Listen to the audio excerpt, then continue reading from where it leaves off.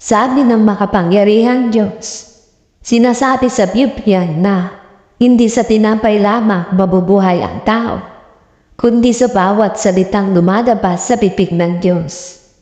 Ngayon, tatapusin ng Diyos ang gawain ito at isa sa katuparan niya ang katotohanan ito sa inyo. Paano napapatagal ang mga tao ng maraming araw?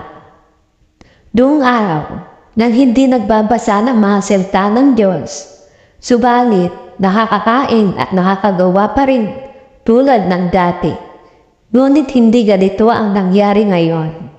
Sa kapanahonang ito, mga salita lamang ng ginagamit ng Diyos upang pamahalaan ang lahat.